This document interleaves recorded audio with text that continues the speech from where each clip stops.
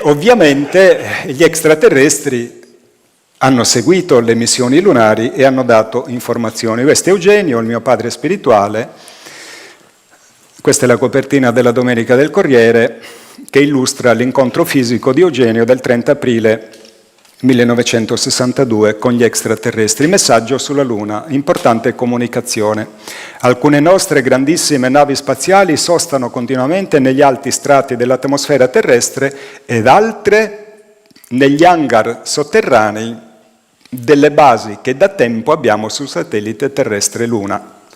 Queste navi sono in continuo allarme e prontissime ad effettuare, sempre in caso di aperto conflitto tra le potenze nucleari, l'assorbimento totale o parziale di ogni forma di energia prodotta sulla Terra, allo scopo di immobilizzare in modo tempestivo ed efficiente tutti i mezzi di comunicazione, cioè questo se avvenisse uno scambio atomico.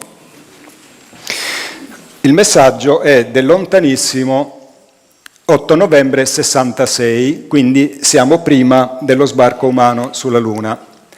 Adoniesis mi ha pregato di divulgare a tutti gli scienziati e studiosi del pianeta Terra quanto appresso comunico.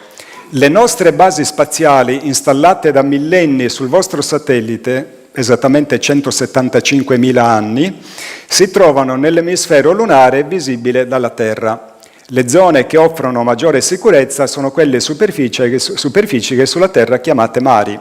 In queste zone vi sono scarse possibilità di sprofondamenti per la particolare natura degli elementi che ne compongono la superficie e per le strutture interne del substrato della crosta, particolarmente pressata dalle citate linee magnetiche. Allora, se la forza della Luna solleva gli oceani della Terra, figuratevi la forza della Terra che tipo di sollecitazione meccanica attiva sul suolo lunare.